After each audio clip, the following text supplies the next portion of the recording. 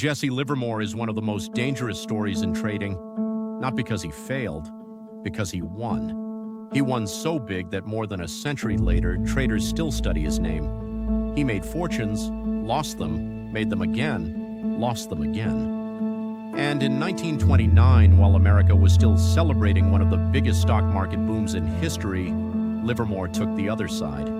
He shorted the market, then the crash came, and he reportedly made around $100 million.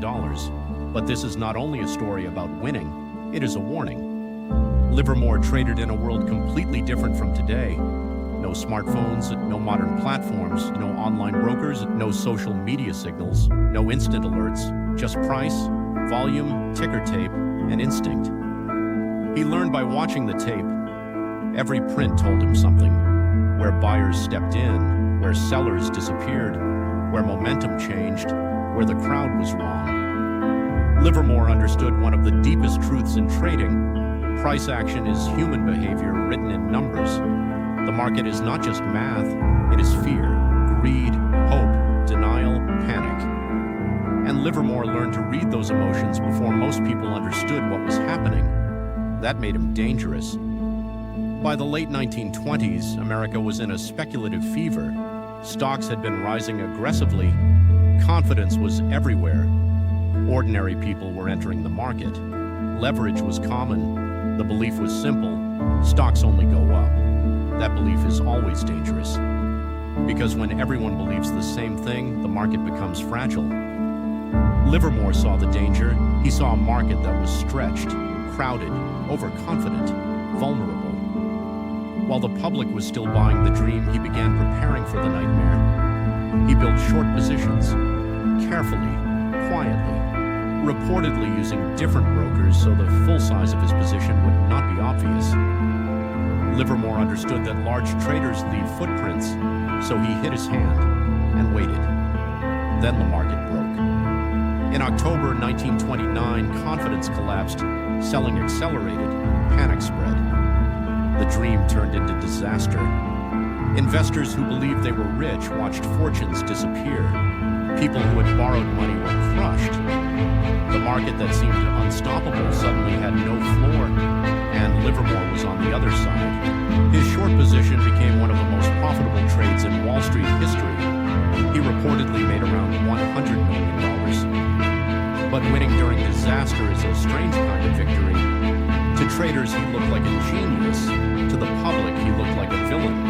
He became known as the Great Bear of Wall Street. Some blamed short sellers for the crash. That is the dark side of being right when everyone else is suffering. If you profit during panic, people do not always call you smart. Sometimes they call you dangerous. The most important part of Livermore's story is not the crash. It is what came after. Because making money was not his real problem. Keeping it was. Livermore made fortunes, but he also lost fortunes, again and again. That is why his story is so powerful. He proved that being a great trader does not automatically make you safe. You can understand markets and still lose control. You can read price action brilliantly and still make destructive decisions. You can win one of the greatest trades in history and still fail to protect your capital, your discipline, and your mind. That is the part most beginners ignore. They see the money, they see the legend, they see the millions, but they do not see the cost. Trading at that level creates pressure. Pressure on ego, pressure on identity, pressure on discipline. And when a trader starts believing he is untouchable, the market is waiting. Jesse Livermore's story is not clean. It is not a simple success story. It is a warning written in money, pressure, and loss.